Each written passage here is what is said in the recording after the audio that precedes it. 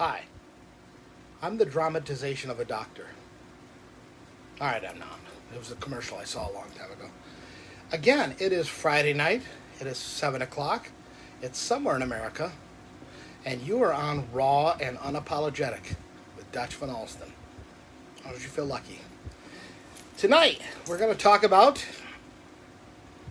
I have no clue whatsoever. None whatsoever. I do want to start out with an update on that book there, Rebellious Youth, The Story of the Lost Child. Already, what are we, 5 seconds in? I'm pulling up my glasses. I am sorry, Chris Hickok. I didn't put that little stuff on that you gave me. Again, I appreciate your patience on this book. I know I got a lot of people's money up front for pre-orders. You had faith that, hey, I'm going to pre-order this book, which means I'm going to order it now even though you don't have it in your hands because I trust you're going to have it in your hands at some point in time. Well, I promise you that's going to happen. I'm having difficulties with the publisher right now. They're very confused on their end. Normally stuff like this is my fault because I'm naturally confused at everything I do. I wake up confused. I go throughout the day confused. I drive to work confused. I go to meetings confused. I go home confused. I sit here confused. So most of the time it's my fault. This time it's really not. So I do apologize. But it's coming, I promise. We talked today, and they said something along the lines of, again, I'm not going to get into the technical stuff. Again, I'm sorry. But I do want to talk about the people I acknowledged in that book, just a couple of them real quick. Mark Crow Downey, I do want to thank him especially. He's always been a very good supporter of me. Again, I know you're watching Crow. I know you are.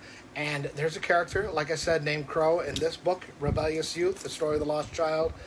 And that's for you, for your loyalty to me. And you've always been by my side. And through the dark days in the club's beginning, when everybody said, fuck you, you were there and you stayed. And I appreciate that very much.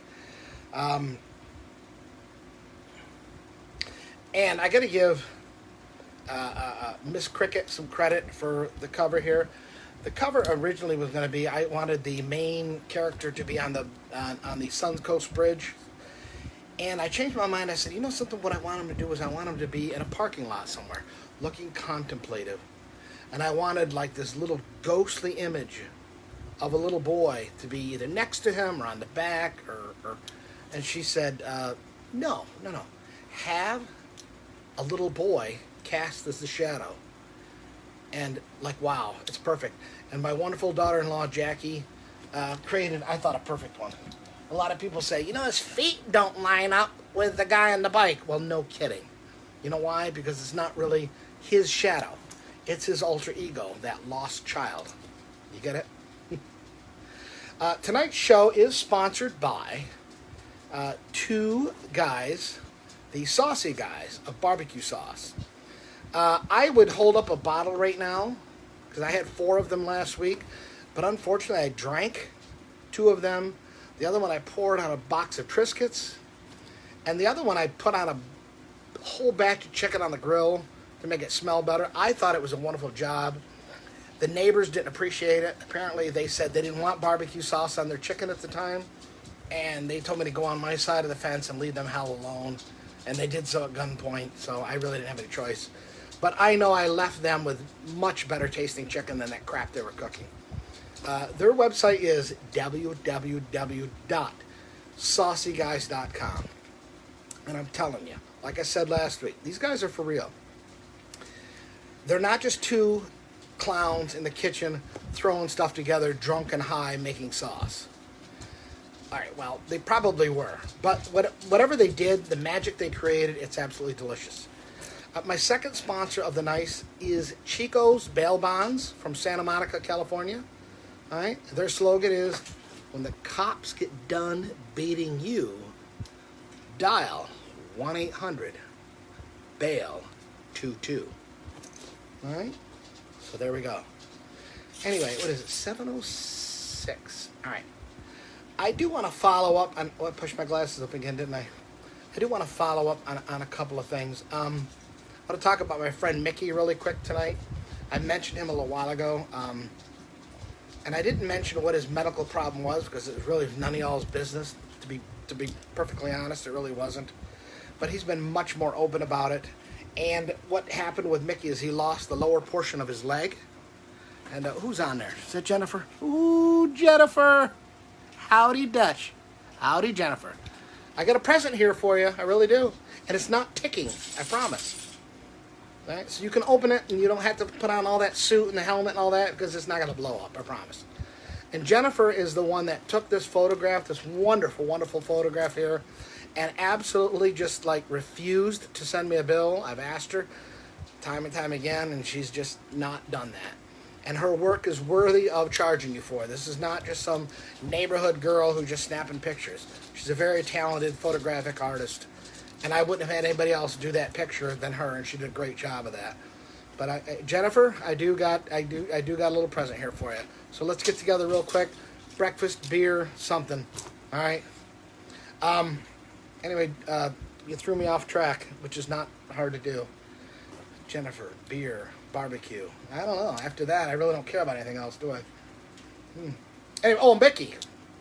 Mickey, my brother Mickey. He had a physical ailment that caused him to love that. Thank you. Hey, you deserve that. There's nothing I did other than speak the truth, really. All right, she goes by the name Jay-Z, the photographer. And she does a lot of different work for a lot of different people. And seriously, get a hold of her on Facebook. She does great work. She's look at her portfolio. It speaks for itself. You know, this guy here isn't going to be able to do what she does justice. I promise you that. Anyway, back to my brother Mickey real quick. I promised him I wasn't going to mention the time that he passed out in his front lawn in the bushes, so I'm not going to mention that. But Mickey had a physical ailment, physical problem where it required the removal of his right leg from beneath his knee down. And tonight he put on Facebook this shirt that said, "Hey, what are you looking at, you two-legged freak?" And I'm going to tell you, that is Mickey right there. This is like the toughest guy I ever met in my life. I don't know who else could just like, I don't want to say laugh at it because he's not really laughing at what happened to him, but he's already got the right frame of mind and the right way to look at things that, you know, this is something he's going to overcome. He's got, you know, brothers who love him. He's got a fantastic old lady who I cannot wait to meet someday. I really can't. And she's been very, very supportive of him. And you know, if the guy got run over by a bus tomorrow, she'd be beating up the bus driver and be by his side the next minute. So he's got a lot to look forward to, and I really respect the fact that he's just looking forward, and because he's an old man like me. You know, there's not a lot of years in front of us here, are there? You know. But again, I can't say enough about Mickey and all the fun that we've had all over the years. My best ride, really, is Mickey and I were in different clubs. And my best ride is, and I know I told him this one time, we were at the hill climbs in this little town called Avoca, New York, where, you know, brothers and sisters are really, really friendly with each other. They shower together, you know, that kind of stuff. I'm sorry, people in Avoca, New York. I apologize. But you know it's true. You know it's true. Anyway, the hill climbs were there. And we left from Avoca and rode back to his clubhouse down Interstate 390. And it was just him and I in parade style, two different guys, two different clubs, side by side, and all these people kind of looking on, and just it was just a great ride. You know, and we didn't even look at each other. We just kind of rode down that highway. You know, we were constant in control, and it was just best ride I ever had. I wish Jay-Z, the photographer, was behind us at the time. I really do, and snapped a picture of that, because that would have been, I would have that on my wall somewhere. But kudos to Mickey. I'm happy for him that he's adjusting so well. A real quick shout out to my brother Zonk, Dwayne Lanzillo in Rochester, New York. The club he started 10 years ago is still up and running. And in today's world, that's difficult, and that deserves a lot of credit. Again, I can't give away a lot, but suffice it to say, ooh, I like that word, suffice. Makes me look intellectual, doesn't it? Suffice it to say. If I didn't have this face, I would look smart, wouldn't I? Suffice it to say, if I didn't have this face, I would look smart. Anyway, suffice it to say, he went through a lot getting that club up and running. It was a really ugly time. I mean, really ugly time.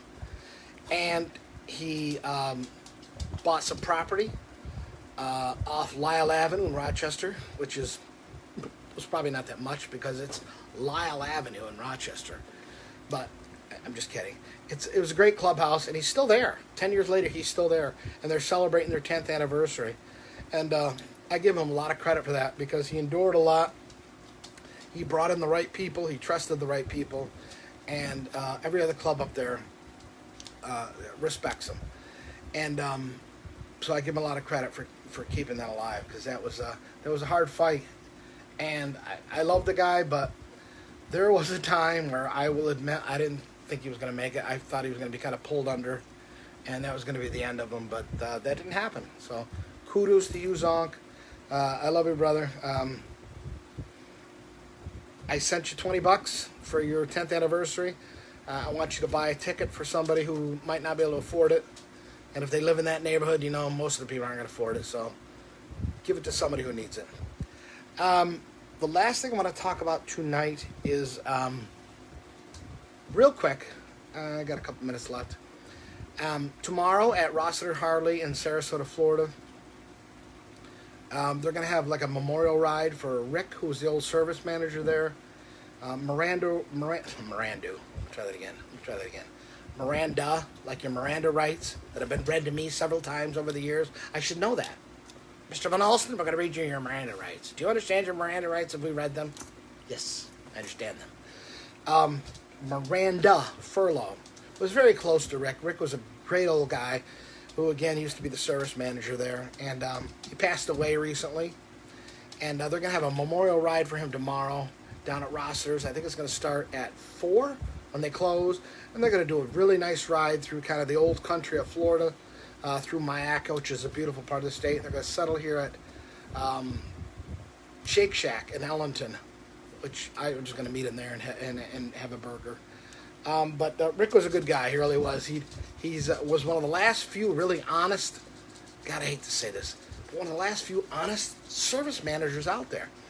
If he said your bike needed XYZ, you knew your bike needed XYZ. And you trusted him to do it. And I never questioned what he did because I believed what he said. I mean, I diagnosed my Softail one time. I said, this fucking thing needs a starter. You know, I had 70,000 miles. The starter's never been replaced. I'm ready to get hit because that's an expensive part on that bike. It's like $500 parts and labor. And before you motherfuckers talk about, why don't you fix it yourself, wrench yourself?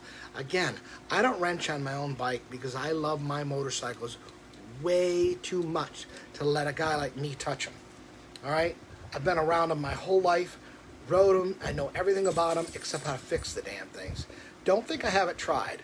There's a lot of wrenches that have gone through windows of my garage, across the road, at people, toward people, smashing holes in the walls from trying to work on my own bikes. I don't have the skill. I don't have the patience. I don't have the know-how. So give yourself a little credit for those of you who say that, because it's a skill I don't have. If you have it, kudos to you. Don't minimize what you have by saying it's easy, because it's not. Anyway, Softail, custom, Rick. Oh, shit, where is I going with this? Oh, starter. And I brought it down there. I said, Rick, I think the starter's bad. And I was ready. And he called me back and said, no, just your solenoid was bad. And it was like a fifth of the price.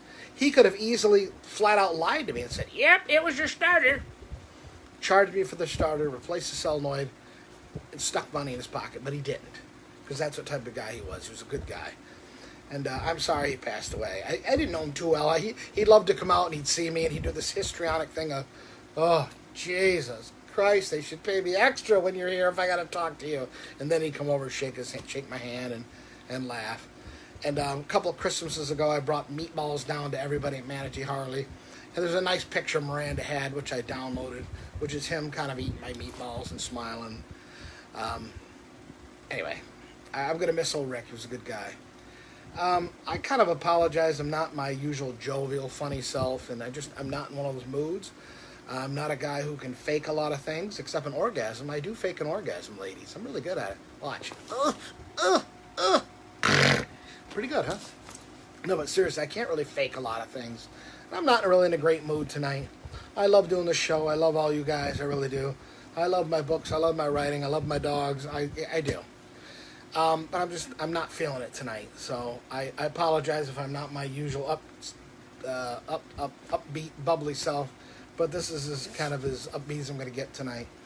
I'm going to go down to Rosters tomorrow. Like I said, I'm going to meet Chris Everett, a good friend of mine, great guy, for breakfast. We're going to start with Bloody Marys at his house at about 7:30. And it's going to get really good after that, because we're going to go down to Sarasota Metro Diner and have more Bloody Marys, and we're going to get free beer. And I plan on being arrested probably around 1:30 in the afternoon. So if you want to start a GoFundMe page for my bail, I'd greatly appreciate it. I'm probably going to need it. Such is life. Anyway, again, thanks for joining me tonight. I'm sorry if I wasn't my usual fun-loving, I can't think of a famous comedian. Is there a famous comedian I can think of? Who's that little Jewish guy? Oh yeah, that narrows it down, doesn't it? Anyway, yeah, the Jewish comedian there. I'm sorry I'm not more like him tonight. Please join me again next week for Raw Unapologetic again. I try to do it live as much as I can. Then I download it later to YouTube. I do see some people here watching. Oh, I see. Is that Roger? Roger is watching. That's Roger Hickok. Great guy, seriously, and a great American. Roger's a guy who I've known him since childhood. Joined the, if I get it wrong, Roger, correct me. I'm going to get your two branches of service mixed up, and I don't think I'm going to, but I'll try. Roger joined the Navy after high school. Did a full stint with complete honors. Joined the Marines, wartime service, and retired. And you can't get any better than that. Roger is a great American. Roger, I salute you. A lot better than my military record, which involved the Fort Benning jail and really, really bad food. You know, so it's... am I going to compare the two? I hate when people say, thank you to your service for our country, Dutch. I should apologize to you for being a drain on my country. But I tried. I did. So, give me credit for that, I suppose. Ooh, another one. Who's that? That is... God damn it. I'm old, I can't see. Oh, that's my parole officer. Oh, Dutch, you look drunk. You're getting a drug test tomorrow. I'm bringing the handcuffs. And you look terrible. Well, at least he was honest. All right, folks, so until next week, thank you for joining me. Greatly appreciate it. All right? Peace to you all. Love you all. I'm out.